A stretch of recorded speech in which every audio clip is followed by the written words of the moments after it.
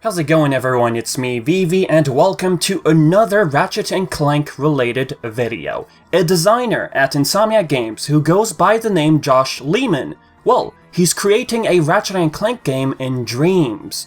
As you can already tell, the designer is creating a 2D, side-scrolling game, believing that its style fits Ratchet & Clank. If it's your first time hearing about Josh Leman, well, he's currently also working on Rift Apart. For obvious reasons, he couldn't disclose any type of information. If you're wondering about his background a bit, he worked on the crime system of Marvel's Spider-Man PS4. All those red dots you see on the map, the majority was done by him, how everything was placed, and the content.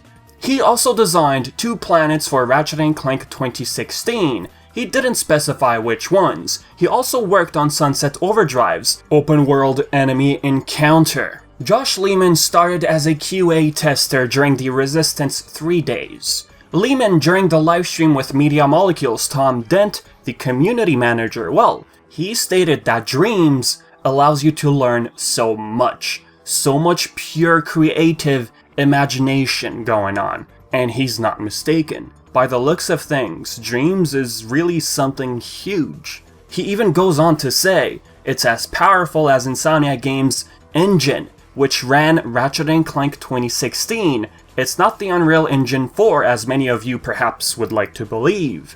What he's referring to is simply the Insomniac Games engine. Marvel's Spider-Man also ran on that same engine. To compare Dreams to that engine, it is quite spectacular, and I wouldn't even think what he's saying is crazy at all. In fact, Dreams is not just a game. It's not a simple platform for everyone to play. It's a platform for creativity. Dreams isn't just a game. It isn't just a platform for games. It is so much more than that. It's a space where you can immerse yourself in the thoughts and imaginings dreamt up and shared by others, only made possible by the freedom of creative expression Dreams provides. And it's only just getting started. Dreams allows you to go completely wild with imagination, creating your own assets along with a broad range of styles. You can also create your own music. With that, Dreams gives the community the option to play all these games created by many enthusiasts. Looking at Josh Leman's game, which is still in progress, in fact, he started this project around early March, and there's still so much more to do.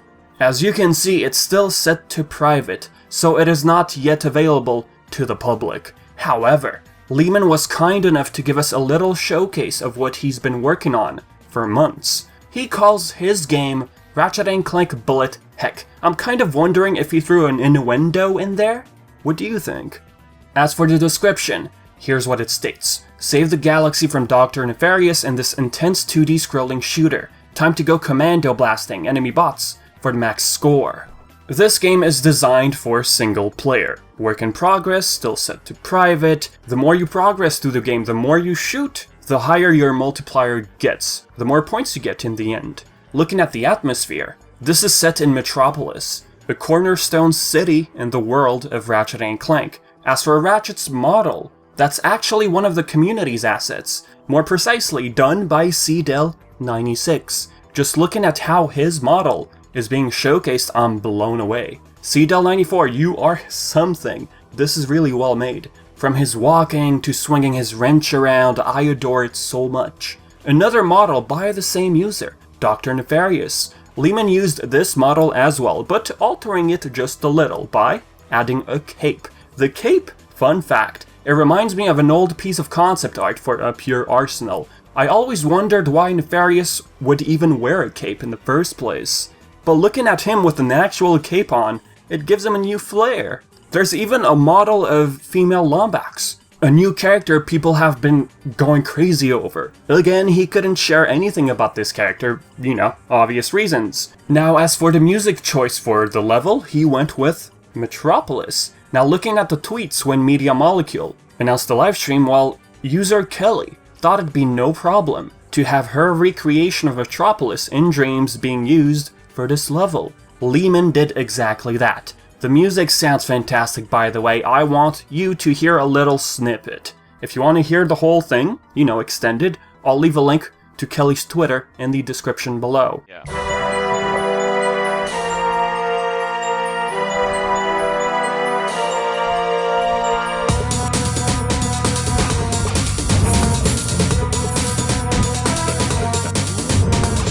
Now you guys see a bunch of blocks and strings everywhere, so what are those for, you might ask? From what I understood watching the livestream, every piece of string is basically how enemies and objects interact. Dreams also allows you to wirelessly connect those nodes or chips or switches, whichever term you prefer, to every single little action that happens. Now, for the sake of simplicity, Leman thought of using strings to backtrack to his settings. If there's ever anything to fix, going back to that is made easier. These chips, with wires coming out of them, Leman also calls these timelines, a bunch of triggers that happen in series. I'm not here to break your heads over the technical things of dreams, but to kind of give you an idea of how everything functions. 60% of this, what you see, is made to have enemies really feel good. You know, when they're destroyed, notice all those explosions. All of those are triggered by all of the strings and nodes you notice on screen. They're all events triggered in series. As for those big blocks in the background,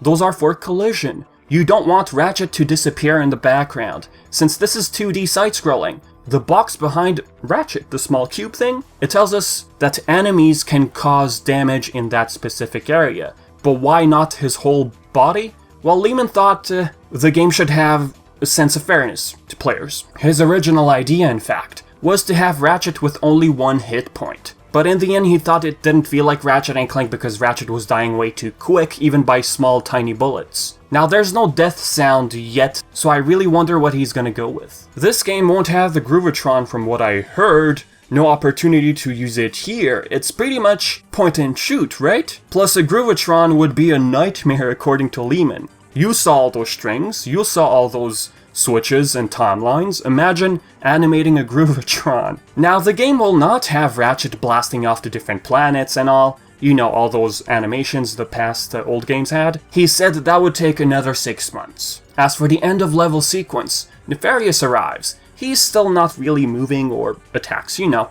But for the audience, he gave us a sneak peek of how to animate him quick, just to give us a general idea. His behaviors all depend on the keyframes you see on screen. His health, for example, you can even tweak and play around with that. He feels like 10,000 HP is good enough for Nefarious. Now, it does look a bit too long because Nefarious isn't really doing anything, but for now, that box counter you see on screen, it's just like a debug sort of thing. That's not the final thing. With time, Nefarious will have proper death animation and creative boss attacks. Now, we might expect more live streams in the future. You might be wondering about that one, because looking at this, it is so interesting. So interesting, in fact, I thought of discussing this with you guys and going over it. Especially when someone from Insomniac Games is working on this. Who would have thought? So yeah, with that said, the link to the whole livestream will be in the description below. So as usual, if you have any other questions or anything of such sort, leave it all in the comments section below. And as always, I've been Vivi and thank you so much for watching.